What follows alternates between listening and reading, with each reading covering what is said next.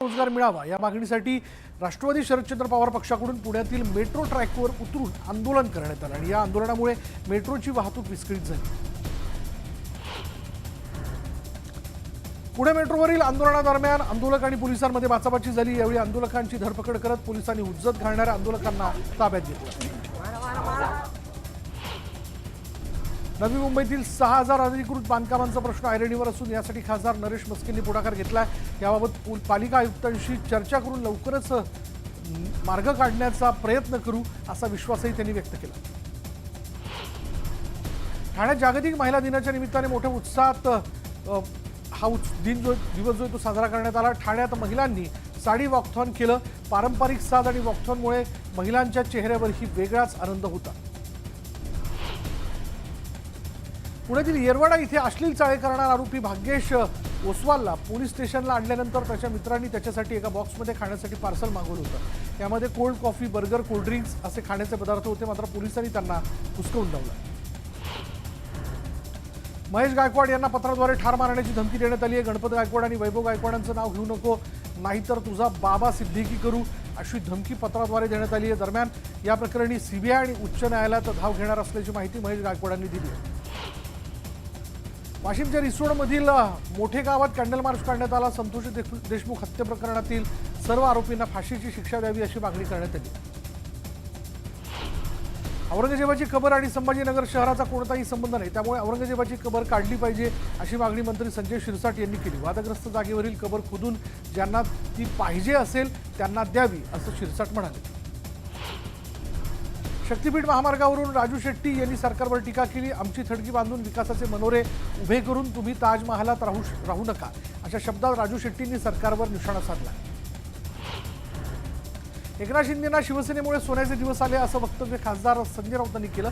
शिंदेंच्या सोन्याचे चमचे आता अजय अशरच्या ताब्यात आहेत। सर्व सोन्याचे चमचे घेऊन तो दुबईला पळाला असा दावा संजय राऊतांनी केला।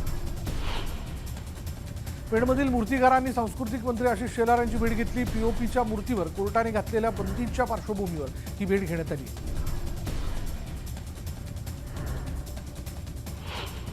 संतोष देशमुख हत्या प्रकरणाला 3 महिने पूर्ण झालेले असले तरी सरकार अजूनही कुटुंबियांच्या भावनेशी खेळतंय अशी टीका मनोज जरांगे पाटील यांनी केली आहे। धनंजय मुंडेंचा 4 महिन्यांचा सीडीआर तपासावा असं जरांगे पाटील म्हणाले।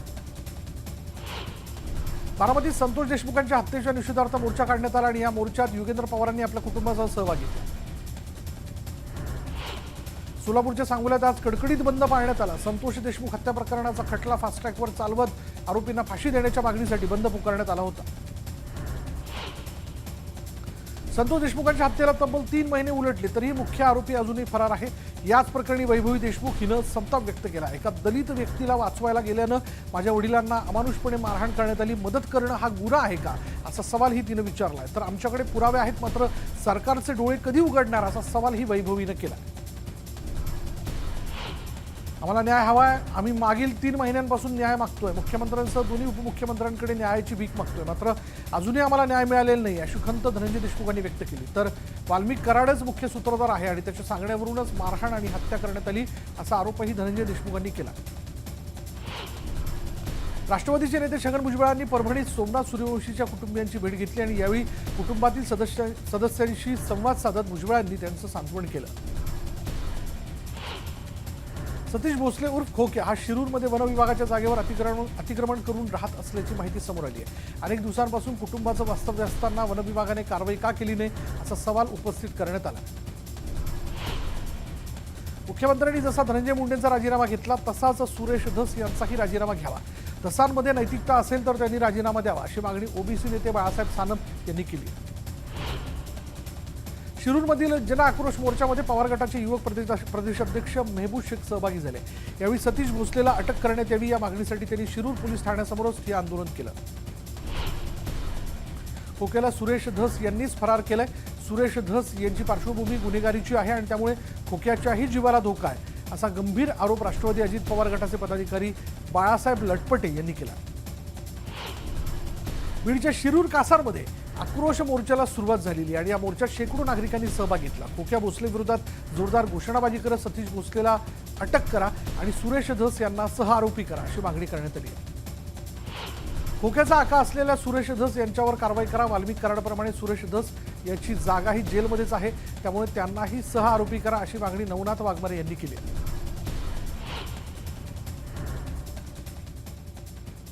आणि यानंतर एक महत्त्वाची घडामोड अशी या सगळ्या याच्यात बघा की भाजप कार्यकर्ता असलेल्या सतीश भोसले उर्फ खोक्याचे नवीन कारनामे आता समोर येताना दिसत आहेत. खोक्याचं शिरूर जवळील झापेवाडी शिवारात घर आहे आणि त्याचं घर वनविभागाच्या जागेत असल्याचा आरोप केला जातोय. तर खोक्याने त्याच्या स्वप्नातील ग्लास हाऊसही तिथे बांधलंय, ज्यावर भारतीय जनता पार्टी प्रदेश युवा अध्यक्ष असा उल्लेख करण्यात आलेला आहे. खोक्या या घराला ग्लास हाऊस म्हणतो आणि या घरात एसी पासून सगळ्या सुविधा आहेत. इतकंच नाही तर सीसीटीव्ही देखील बसवण्यात आलेले आहेत. खोक्याचं ग्लास हाऊस हे वनविभागाच्या जागेत असल्यानं यावर कारवाई होणार का असा सवाल निर्माण होतोय. खोक्याच्या घराचा आढावा घेतला आमचे प्रतिनिधी सुरेश जाधव यांनी. सतीश भोसले उर्फ खोक्या गेल्या 3-4 दिवसापासून चर्चेमध्ये आहे. 24 तासामध्ये त्याच्यावरती 2 गुन्हेही दाखल झाले. ज्या पद्धतीने अमानुष मारहाण केली होती, त्यानंतर सतीश भोसले उर्फ खोक्या कोण असा प्रश्न उपस्थित केला जात होता. हे त्याचं घर आहे. त्याच्या घरावरती देखील स्पष्ट पद्धतीने लिहिले भारतीय जनता पार्टी प्रदेश युवा अध्यक्ष सतीश निराळे उर्फ भोसले. त्याचबरोबर आपण हे पाहतोय हे वन विभागाच्या जागेमध्ये हे घर असल्याचा देखील आता दावा केला जातो आणि या संदर्भामध्ये पोलीस प्रशासन देखील कारवाई करणार अशा पद्धतीनं पोलीस निरीक्षकांनी देखील सांगितलं. मात्र ज्या पद्धतीने हे घर बांधलेलं आपल्याला या ठिकाणी पाहायला मिळतंय, याला सतीश भोसले उर्फ खोक्या याला ग्लास हाऊस म्हणायचा आणि त्या पद्धतीच्या सुविधा देखील आतमध्ये दिल्या गेल्याचं देखील बोललं जाते. विशेष म्हणजे याच घरामध्ये आतमध्ये एसी देखील लावलेला आहे. त्याचबरोबर ज्या व्हीआयपीच्या सुविधा असतात त्या सगळ्या व्हीआयपीच्या सुविधा देखील त्यांनी या ठिकाणी लावल्याचा देखील दावा केला जातोय. आपण जर समोर पाहिलं तर समोर सीसीटीव्ही देखील लावण्यात आलेले आहेत. ज्या झोपडीवरती अशा पद्धतीने हे बांधलं गेलंय, आजूबाजूचा जर परिसर आपण पाहिला तर या परिसरामध्ये जिम साठी जे लागणारं साहित्य ते समोर ते देखील आपल्याला पाहायला मिळतंय. जे व्यायाम करण्यासाठी स्वतंत्र त्यांनी त्याच्यासाठी या ठिकाणी आणल्याचं देखील या ठिकाणी पाहायला मिळतंय. आणि हा जो काही एरिया आहे हा एरिया वन विभागाचा असल्याचा देखील दावा केला जातोय. वन विभागाने तक्रार केली तर इथलची जागा ही खाली केली जाऊ शकते अशा पद्धतीने देखील सांगितलं गेलंय. त्यामुळे एकंदरीत आपण जर बघितलं तर ज्या खोक्याच्या बाबतीमध्ये मोठी चर्चा केली जात होती, त्यानं ज्या पद्धतीने अमानुष मारहाण केली, त्याचबरोबर त्याचे जे वेगवेगळे व्हिडिओ समोर आले, लक्झरी लाईफचे व्हिडिओ समोर आले, ज्याच्यामध्ये पैसे उधळत असतानाचे व्हिडिओ आणि ज्या ठिकाणी एक टी पॉयवरती पैसे उधळत असताना ते हेच घर आहे. याच ठिकाणी आतमध्ये जर बैठक जी रूम आहे त्या ठिकाणी टी पॉयवरती तो पैसे उधळत असताना देखील पाहायला मिळतंय. खोक्यानं निर्माण केलेलं हेच ते ग्लास हाऊस आहे की ज्याला तो व्हाईट हाऊसचा फील मिळेल अशा पद्धतीनं तो ग्लास हाऊस बांधलं गेलेलं आहे असं त्याचं म्हणणं होतं. त्यामुळे एकंदरीत या संपूर्ण प्रकरणावरती आता वन विभागाने तक्रार दिली तर पोलीस प्रशासन कारवाई करणार आहे. जर खोक्यानं अतिक्रमणामध्ये हे घर केलेलं असेल तर ते हे घर देखील आता या ठिकाणाहून त्याला खाली करावं लागणार आहे. कॅमेरा पर्सन सुधीर जाधवसह सुरेश जाधव, न्यूज 18 लोकमत, बीड. आणि आता पुन्हा एकदा इतरही घडामोडी अगदी झटपट. कुंभमेळ्यातील पवित्र स्नानावर राज ठाकरेंनी भाष्य केलंय. आपल्या देशातील एकही नदी स्वच्छ नाही, मग कुंभमेळ्यातील गंगेचं पाणी कोण पिणार असा प्रश्न राज ठाकरेंनी विचारला. आत्ताच कोरोना गेलाय, श्रद्धेला काही अर्थ आहे की नाही, अंधश्रद्धेतून जरा बाहेर पडा असं राज ठाकरे म्हणाले. राज ठाकरेंच्या कुंभमेळ्याबाबतच्या विधानानंतर मंत्री गिरीश महाजनांनी प्रतिक्रिया दिली. कुंभमेळ्यात स्नान करणं ही अंधश्रद्धा नसून आपली धार्मिक परंपरा असल्याचं प्रत्युत्तर गिरीश महाजन यांनी दिलं. राजकारण्यांनी महाराष्ट्राचा चिखल केला, एकमेकांमध्ये वाद लावण्याचे प्रयत्न सुरू आहेत अशी टीका राज ठाकरेंनी केली. सोशल मीडियातून टाळकी भडकवण्याचं काम सुरू आहे असं राज ठाकरे म्हणाले. मनसेतील माणसं एकत्रित कशी राहतात हा अनेकांना पडलेला प्रश्न आहे. राजकीय फेरीवाले आपल्या पक्षात नाहीत, आपल्याला राजकीय फेरीवाले उभे करायचे नाहीत, आपण खणखणीत दुकान बांधू असं म्हणत राज ठाकरेंनी इतर पक्षांवर हल्लाबोल केला. पक्षातील प्रत्येकाचं काम 15 दिवसांनी तपासलं जाणार आहे, कामात दिरंगाई केल्यास पदावर ठेवणार नाही असा इशारा राज ठाकरेंनी पदाधिकाऱ्यांना दिला. महिला दिन सर्वात मोठा दिवस आहे कारण तो 8 मार्चला सुरू होतो आणि पुढच्या वर्षी 7 मार्चला संपतो. हा महिला दिन खरं तर जिजाऊ साहेबांच्या नावाने ओळखला गेला पाहिजे अशी मागणीही राज ठाकरेंनी केली. पालघरच्या तारापूर जवळील पुड्यांच्या तलावात हजारो मृत माशांचा खच आढळून आला. MIDC मधील कंपन्यांमधील केमिकलयुक्त पाणी तलावात सोडल्यानं माशांचा मृत्यू झाल्याचा संशय व्यक्त करण्यात येतोय. जळगाव शहरातील MIDC परिसरात अजिंठा फार्मसीजवळ एका 4 वर्षीय मुलीचं डोकं मेन गेटच्या ग्रिलमध्ये अडकलं होतं आणि या घटनेची माहिती मिळताच अग्निशमन दलाच्या पथकाने तातडीने घटनास्थळी धाव घेत संबंधित मुलीची सुखरूप सुटका केली. जळगाव जिल्ह्याचं तापमान 10 मार्च नंतर 40 अंशांच्या घरात जाण्याची शक्यता हवामान तज्ज्ञांकडून व्यक्त करण्यात आली आहे। जिल्हाधिकाऱ्यांनी नागरिकांना काळजी घेण्याचं आवाहन केलं आहे। कराडाच्या ऐतिहासिक वसंतगड किल्ल्यावर 8 दिवसात दुसऱ्यांदा वणवा लावण्यात आला आणि या वणव्यात शेकडो झाडं जळून खाक झाली आहेत। वणवा लावण्यानंतर कडक कारवाई करण्याची मागणी करण्यात आली, मात्र याकडे वन विभाग दुर्लक्ष करत असल्याचा आरोप करण्यात आला। अकोल्यात विनापरवाना चिकन मटणची विक्री करणाऱ्या दुकानांवर सलग दुसऱ्या दिवशी कारवाई करण्यात आली। विविध भागात अतिक्रमण करून बांधण्यात आलेल्या दुकानांवर महापालिकेने हातोडा फिरवला। गुहागरच्या जानवळे गावात काविळीचा प्रादुर्भाव मोठ्या प्रमाणात वाढलाय। दूषित पाण्यामुळे गावकऱ्यांना कावीळ होत असल्याची माहिती आहे। गावातील शृंगारतळी बाजारपेठेतून येणारं सांडपाणी जलस्रोतांमध्ये मिसळत असल्यानं गावाला दूषित पाण्याचा पाणी पुरवठा होतोय। वाशिम जिल्ह्यातील भूजल पातळी सरासरी 5.66 मीटरने घटली आहे। भूजल सर्वेक्षण आणि विकास यंत्रणेच्या माध्यमातून अहवालातून ही माहिती समोर आली आहे। भूजल पातळी घटल्यानं पाणी टंचाईचा प्रश्न गंभीर होण्याची शक्यता आहे।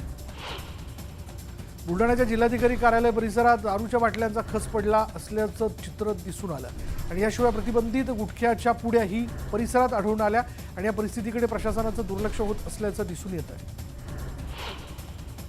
जळगावच्या पारोळा तालुक्यातील चोरवड टिटवी महिंदळे भोंडण या गावातील शेतकरी जलसंकटात सापडले। त्यामुळे मका, गहू, ज्वारी, बाजरी, हरभरा यासारखी रब्बी पिकं पाण्याअभावी करपली। त्यामुळे गिरणा कॅनलद्वारे पाणी पुरवठा करण्याची मागणी शेतकऱ्यांनी केली।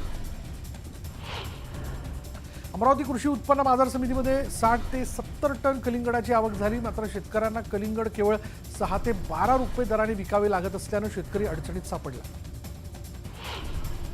अंबरनाथमध्ये भाजपचे प्रदेश सरचिटणीस गुलाबराव करंजुले यांनी आपल्या मालकीच्या जागेतून 40 फूट रुंदीचा कॉन्क्रीट रस्ता स्वखर्चाने बांधून दिला आणि या रस्त्याचं भाजपचे कार्यकारी अध्यक्ष रवींद्र चव्हाण यांच्या हस्ते लोकार्पण करण्यात आलं। जलजीवन मिशन अंतर्गत महाराष्ट्र जीवन प्राधिकरणातर्फे लासलगाव, विंचूरसह 16 गावांसाठी सौर ऊर्जा पाणी पुरवठा योजना मंजूर करण्यात आली। या योजनेमुळे 16 गावांना शाश्वत जलपुरवठा होणार आहे। सोलापूर शहरातील धर्मवीर संभाजी तलाव परिसरामध्ये गेल्या 2 दिवसात 24 पक्ष्यांचा मृत्यू झाला आणि यामध्ये 22 कावळे, 1 घार, 1 भारद्वाज पक्षी यांचा समावेश आहे। मात्र अद्याप महापालिका प्रशासन याबद्दल दखल घेत नसल्यानं प्राणीमित्रांकडून तीव्र नाराजी व्यक्त करण्यात आली। कर्जत तालुक्यामध्ये ऐतिहासिक पाऊल खुणा समोर आलेल्या आहेत। दहिवली गावच्या दक्षिणेला काही टेकड्यांवर शिवमल्हार गटाकडून 3,500 वर्षांपूर्वीचा प्रसिद्ध खेळ असणाऱ्या मंकलाचे 32 पट सृजनशीलतेचे प्रतीक असलेले 4 शिल्प आणि 16 चिझल पार्क असलेला एक भला मोठा दगड सापडला। यवतमाळमध्ये कृषी विभागाकडून कृषी महोत्सव आयोजन करण्यात आलं, मात्र महोत्सवात शेतकऱ्यांनी उत्पादित केलेल्या वस्तू अत्यल्प असून लिपस्टिक, चप्पलांची दुकानं, ज्वेलरी यासह अन्य चायनामेड विदेशी वस्तूंच्या दुकानांची जत्रा भरली आणि यामुळे कृषी विभागाचा लाखो रुपयांचा निधी पाण्यात गेला। मावळ तालुक्यातील डोणे गावात रेशनिंग धारकांना कीड लागलेलं धान्य वितरित केलं जात असल्याचा आरोप ग्रामस्थांनी केला। यानंतर पुरवठा अधिकाऱ्यांनी पाहणी करत कीड लागलेला गव्हाचा कट्टा बदलला आणि यापुढे असं होणार नाही अशी हमी दिली। वाशिम बाजार समितीमध्ये चियाची मोठ्या प्रमाणात आवक होते आणि चियाला 12,500 रुपयांचा प्रति क्विंटल दर मिळतोय, मात्र व्यापाऱ्यांकडून चियासाठी वापरल्या जाणाऱ्या प्लास्टिक बारदाण्याच्या वजनाद्वारे शेतकऱ्यांची लूट होत असल्यानं चिया उत्पादक शेतकऱ्यांनी नाराजी व्यक्त केली। मालेगावात बचत गटाकडून घेतलेले कर्जाचे पैसे बुडवण्यासाठी तरुणाने शक्कल लढून जिवंतपणी स्वतःच्या मृत्यूचा दाखला बनवला, मात्र पोलिसांना आलेल्या निनावी पत्रामुळे या तरुणाचं बिंग फुटलं आणि पोलिसांनी 2 तरुणांना अटक केली आहे। 11 मार्चपर्यंत त्यांना पोलीस कोठडी सुनावण्यात आली। नाशिक जिल्ह्यातील दारणा पट्ट्यातील नाणेगाव इथे 2 बिबट्यांचा मुक्त संचार असल्यानं नागरिकांमध्ये भीतीचं वातावरण तयार झालं आणि त्यामुळे वनविभागानं सापळा रचून 3 वर्षाच्या बिबट्या मादीला जेरबंद केलंय, तर अद्यापही एक बिबट्या फरार आहे। शहापुरातील सारमाळ नदीमध्ये अवैध बांधकाम करण्यात आले आणि याबाबत नागरिकांनी तहसीलदारांना माहिती दिल्यानंतर त्यांनी स्वतः येत बांधकाम बंद पाडलं, मात्र रात्रीच्या वेळेस नदीपात्रात काम सुरूच असल्यानं नागरिकांनी संताप व्यक्त केला। अमरावती कृषी उत्पन्न बाजार समितीमध्ये 17,000 पोत्यांची विक्रमी आवक झाली आणि यात सर्वाधिक 7,000 पोती हरभऱ्याची आहेत, 5,000 पोती तूर, 3,000 पोती सोयाबीनची आवक झाली। कार्बनच्या वाढत्या प्रमाणामुळे ग्लोबल वॉर्मिंगचा धोका वाढला आणि त्यामुळे जास्तीत जास्त प्रमाणात बांबूची लागवड करा असं आवाहन पाशा पटेल यांनी केलं।